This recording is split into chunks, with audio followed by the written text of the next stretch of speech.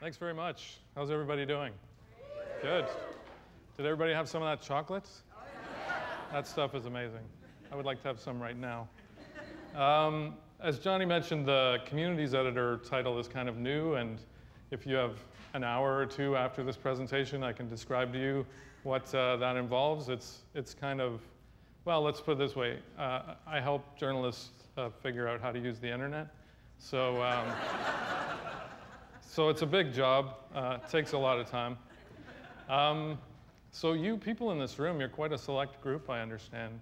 I heard they're sort of like NASA-style entrance exams and stuff like that to get in here. So congratulations to all of you for making the cut. And hello to everybody in streaming video land, wherever you are. I just want to say I'm honored to be part of an event like this. I think TED is a great event. I think TEDx is a great opportunity to hear from all sorts of different speakers, and I'm honored to share the stage with some of the ones you've heard already.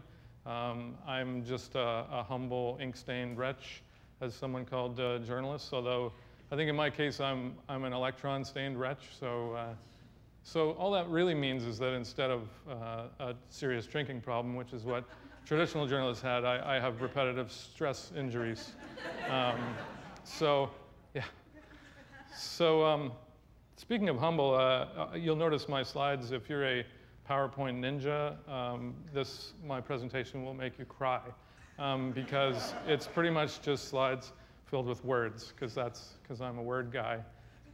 Plus, I'm not very good at PowerPoint. So please bear with me. So the title of this presentation, 5 Ways New Media Will Save Old Media, contains what I think are 3 sort of implicit assumptions. So the first one is old media needs to be saved. I think that's kind of obvious. The second one is that old media can be saved. And the third one is that old media should be saved. See how I did that with the things coming up from the bottom there? That's it. That's the extent of my skills. So let's take those one at a time. Does old media need to be saved? I think if you look at, well, read anything about, obviously I'm focused on newspapers, but TV and lots of other traditional media aren't doing that well either. So look at any story about newspapers, look at any story about TV, radio, you name it. Revenue's dropping, circulation is stagnant at best.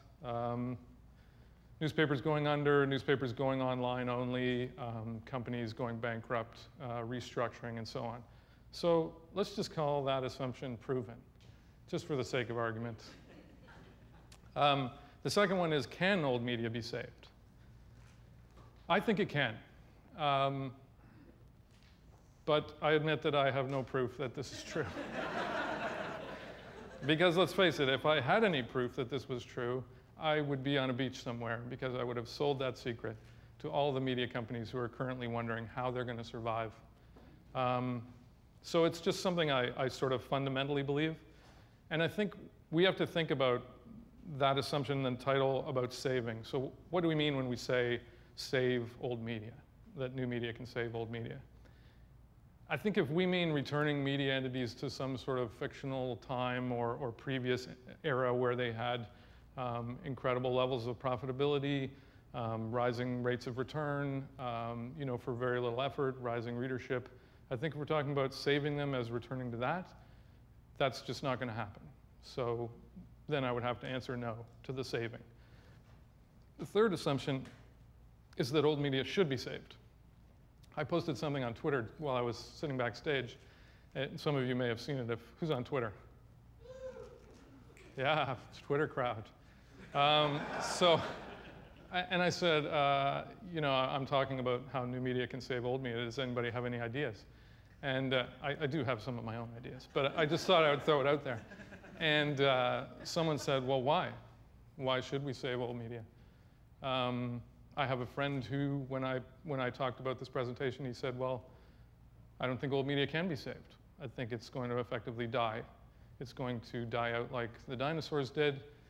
It's not flexible enough, just as they weren't flexible enough.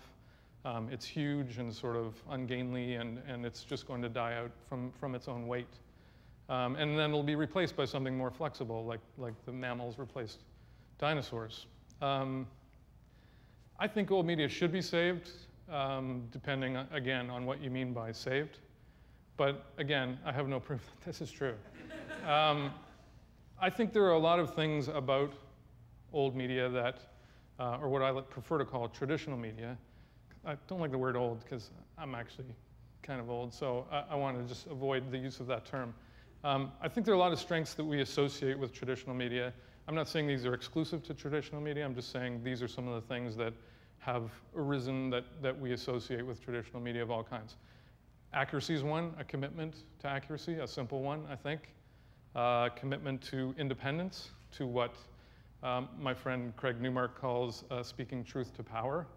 And I think a sense of trust that people have with traditional media entities. Obviously, not all traditional media entities do these things. There are lots of traditional media who don't care that much about accuracy. There's lots of them who maybe, they're not that independent. But I think when I think about the things that old media has to offer, once you strip away the paper, you strip away the TV, and you strip away all that sort of platform-related stuff, I think those are the things that we look to traditional media for.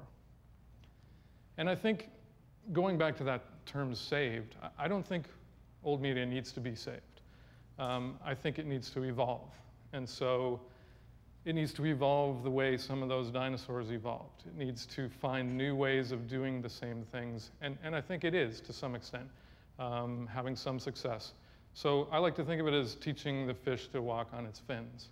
And that's not hard, right? You just push the fish up on the land, and then you show it how to walk, and then that's it. So not that hard. And I like to think of it, when I said traditional media, I like to think, if you think about journalism, and I'm using those terms sort of interchangeably, media and journalism, if you think about, journalism isn't really a profession the way sort of, say, medicine or the law and those types of things are professions. You don't have to get certified by a college. You don't have to go before the bar. You don't have to, get licensed by a group, thank God, or I probably would have another job. I mean, you don't even know how to spell. You don't even have to know how to spell. I know people who are very good journalists, thank God for spell check. But I think by using the term traditional, what I mean is what we associate with traditional media or old media is something that has arisen over time out of traditions that have been accepted by the industry and by consumers of that media. So you can call those standards, you can call them conventions, you can call them an ethical platform, you can call them traditions. And I think what we're talking about is adding to those traditions or changing them. And that's what I mean when I say evolution. I think that's different than just either saving something or scrapping something. I think we're talking about taking the core of something and trying to add to it and add value. This is one of the things that, if anybody followed the Aspen Institute conference on the future of journalism, John Carroll, who's with the Knight Foundation, raised the idea of a new ethic of journalism that includes reader interaction as a fundamental value. So not something that particularly newspapers are terribly good at. I mean, letters to the editor section was pretty much your only opportunity to interact with a journalist, unless you happen to bump into one, at the supermarket. So his idea was, what if this new ethic taught people or tried to teach journalists that reader interaction and engagement and that sort of multi-way flow of information is just as important as getting people's names right, just as important as including all the facts. What if not having an element of reader interaction or engagement or back and forth was seen as an ethical lapse, just the same as spelling someone's name wrong or leaving information out? I think that's an interesting idea. And speaking of evolution, I wanted to talk a bit about 10 years ago, I was what people now call a traditional journalist. Back then, we just called them journalists. So we did what a friend of mine described as, we called people up and we asked them irritating questions, and then we wrote down what they said, and we put it in the newspaper. And so that's that, not that hard a job, really. And then Well, obviously there's more to it than that. I'm skipping over some stuff. So then what happened was I stopped writing. At that time I was a columnist. I stopped writing as many columns and I started writing a blog. And you might think, in fact I thought at the time, this is a fairly small change. A blog is very similar to a column. You know, you say whatever you think and then you go home. But it was actually a far more fundamental change than even I expected. And I thought at the time I knew what the change was going to be. I think there were two sort of changes included in that were very powerful. One was people could link to what I wrote. And I could link to other things as well. So they could link to it, promote it to their friends, you know, to anyone. Anyone could theoretically see it from anywhere. I could link to things. So instead of describing something at length, I could just link to that thing. This is a very, very simple idea. But as Jeff Jarvis and others have pointed out, that link economy, if you want to call it that, or the ethic of the link, is a fundamental change in what media has done. You can't link to things in the newspaper. There aren't any links. In fact, one of the funniest descriptions of newspapers that I remember is a woman pretending that the newspaper was a brand new thing and describing it to her husband. And if anybody's read it, it's hysterical, particularly if you work at a newspaper. He says, well, what do they do? And she says, well, they get all the news and then they print it on paper and then they ship it to your house. And he says, wow, that's really cool. Well, how do I link to things? And she says, oh, there's no links in there. And he says, well, how do I search it? She says, well, you can't search it. You just have to go from page to page looking for what you're looking for. And he says, well, that sounds dumb. So the linking, I think, is a really powerful concept that seems very simple, but I think it changed the way that I thought about what I was doing. And the second change was that people could comment on what I wrote. They could tell me when I was wrong, for example, which people did often and with great enthusiasm. And on my good days, I appreciated that enthusiasm. And they could add information, and that's an important thing. So you forgot about this, or there's this other person. That's another sort of very, very simple thing, but a fundamental change. And part of what I try to do at the Globe as communities editor is talk to people about why this is important, why linking is important, why allowing people to comment is important, why reading the comments is important, why responding to people is important. It improves our journalism. It improves a story. You want to find out. It's not pleasant to have someone tell you, you got that all wrong, or you gave the wrong name of the space shuttle or whatever. But it's important to correct those things. And listening to readers and reading comments is one of the ways that you figure those things out. I mean, we're not infallible. And so I think that was one of the fundamental things that got me started thinking about online as a different medium. And these two things, I think, sort of sum up or encapsulate all the changes that I'm talking about that help old media or traditional media think about how things are changing, where that evolution is going. So let's go back to the title, 5 Ways New Media Will Save Old Media. I think one of those ways is by enlarging the size of the media pie, as I like to call it. There are, as everybody probably knows, there are lots of tools to publish information, something that we used to be one of the only ones, to do. Anyone can do that. So you can publish things cheaply or freely in all sorts of different ways. Widely distributed, easy to use. In fact, in many cases, far easier to use than the tools that we use to publish things. More sources of media, I think, is just better. More sources of journalism, more sources of information, more sources of commentary, more sources of anything. And obviously that's something people might disagree with. They would say, well, there's lots of noise out there, which is very, very true. But I think good media, good journalism, eventually outweighs bad media or bad journalism. Obviously, I have no way of proving that either. But I do fundamentally believe that. And I think the only reason why you wouldn't agree with me on these things is if you see journalism or media as a sort of priesthood or a guild of some kind where you have to have certain attributes or you have to gain access to it. If you're a journalist who sees that as sort of being your fundamental value, that you're special in some way or you have skills that other people don't have, you're going to see any sort of citizen journalism or social media or any kind of reader interaction as an irritation and as people basically trying to take your job. And I think if you focus on that, you're not going to see the potential value. And I think that's where we are in some cases with a lot of traditional media institutions and people who work at them. Number two, the second way, by making media a process instead of a product. I think that if you look at newspapers and even television, the newspaper is still produced in what is sort of fundamentally an industrial process where certain things happen, someone calls, someone asks irritating questions, writes it down.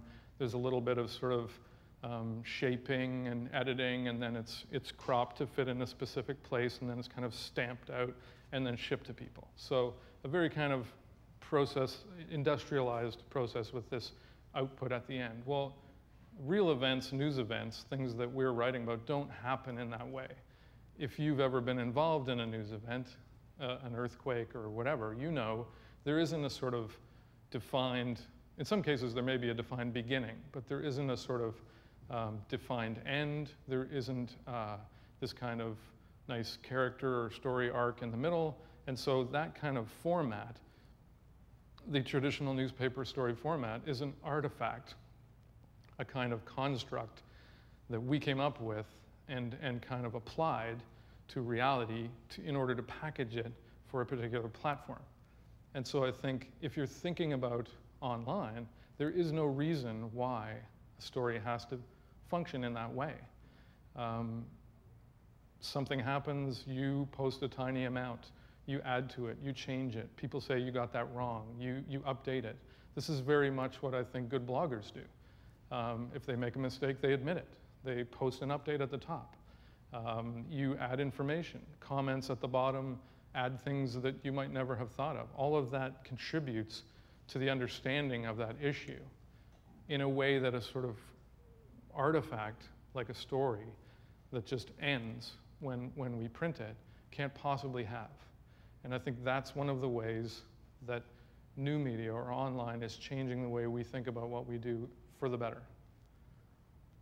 The third way is by making media more human. And this is kind of related to the process. I think people have always looked for trusted filters for information. So that's why Walter Cronkite was so popular. You know, he was a friendly face telling people what the news meant to them. That search for trusted filters is why my wife watches Leslie Roberts instead of Lloyd Robertson.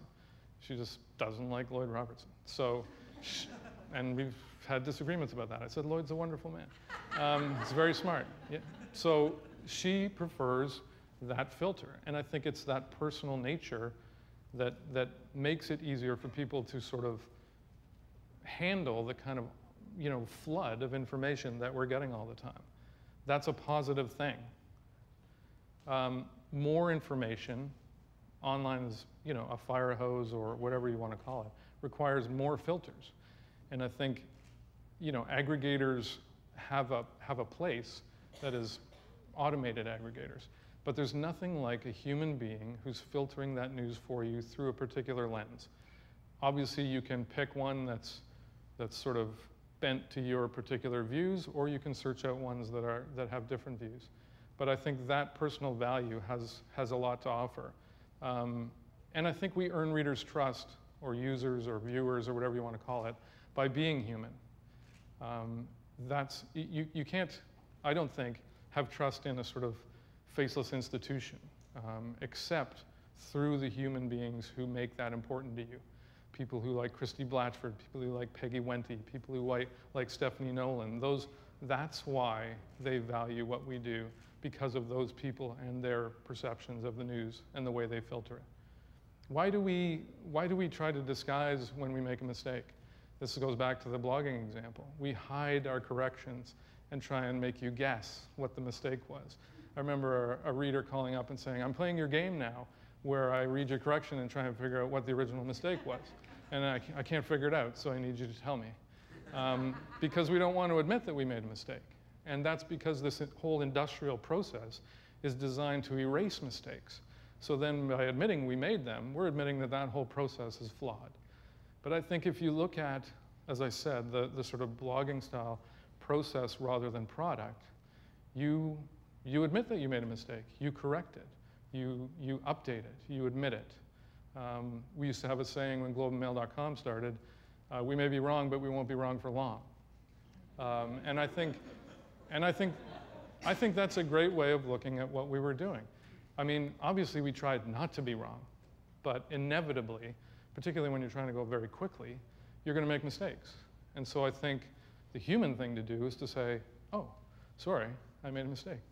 Thank you for letting me know. And thank you for using capitals and lots of exclamation marks to reinforce just how wrong I was.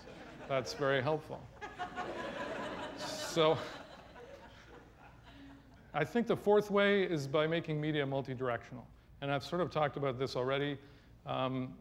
I know Dan Gilmore, I think it is, or Don Gilmore, I keep forgetting, talks about the people formerly known as the audience. And so I think the idea there is that readers aren't just readers. They're human beings. They have interests. They also know things. So if you're writing about a story, somewhere, someone out there knows more about that story than you. In fact, a lot of people may know more about that story than you. So you should allow them to tell you what they know. Many people want to do that. Many people want to help you figure out that story. We should find ways of letting them. And I think online allows us to do that in ways that newspapers never could. More information, again, I think makes for better media. So the more information you can gather, the better picture you have of what's going on. That's just simple journalistic math, I think. Number 5 is by giving people choice. And this is a somewhat controversial idea. I think the idea of mass media, sort of one-size-fits-all experience, is effectively over, and has been over for some time. But some people would still like to think that that is a realistic goal for a media entity. I think the way people can sort of slice and dice the media they consume and the facts that they pull in and the topics that they're interested in, the way they can customize their own view of things is something that we have to effectively adapt to. We can't any longer just give them, oh, here's the bundle of stuff that we thought someone kind of like you might be interested in. Because we really have no idea what our readers are really interested in. Online you can see what stories are getting clicked, who's sharing what, who's posting things to Twitter. You can get a very realistic picture of what your readers actually want. So then you have to make that difficult decision between, do we give them all the things they want? Do we give them some things that we think they need to know, but maybe don't already want to know? And where do you sort of find that balance? But I think what happens is people are prepared to make trade-offs. For example, people are prepared to read about terrorist attacks on Twitter, even though they may not know who that person is, whether what they're saying is accurate, because they're trading accuracy or verified accuracy for immediacy, something that just happened now, or a person who happens to be there at that spot. That's valuable, and so they're prepared to sort of trade off the things like accuracy for that. Not throughout the event, but certainly when it first happens. And we should be prepared to give them different types or different experiences of the news at those different times. I think media in general is just being unbundled. So people keep talking about, is Twitter journalism? Well, my answer is, is using the phone journalism? It's just a tool. It's a way of providing something that readers might value or find interesting. It's not, Twitter obviously isn't going to encompass all the things that we describe as journalism, but it is an element of journalism. The person who reports that terrorist attack through Twitter, regardless of whether they're a journalist, is doing something journalistic. And then what happens after that and how that information gets shaped is something that journalists can be involved in. I'm going to try and sum up. These things are very different. The light is flashing at me back there. What do these things have in common? I think all these things, being human, you know, the multi-directional nature of new media, all those things are just basically ways of strengthening the relationship that we have with the people that we used to call readers. And that relationship has to be based on us reaching out to them as people. So admitting that we're human, inviting them into the conversation, and taking their input seriously. So not just, well, over here is where you get to talk about that stuff that you're interested in, or post your comments, and we'll just leave it over there, and we'll do our thing over here, the important stuff. I think we have to take that input seriously, and I think that's part of what makes readers trust us. Trust is the new black, Craig likes to say. And I think what he means is trust is effectively a competitive advantage. If anyone can publish, and anyone is publishing, and anyone is using those cheap and free tools to do the same things that we're doing, or thought we once had sort of exclusive access to, then trust is the only thing we have left. Trust is the only competitive advantage. We have no tools that they don't have. We have no, they can even move faster than we can because we're this giant entity and they're just one person. I think a stronger relationship with the people formerly known as readers, and based on that trust, isn't just something that we want to have or something that's nice to have. I think it's the key to the survival of what we call the media industry. That's it. Thanks very much. Thank you. Thank you. Thanks, Jim.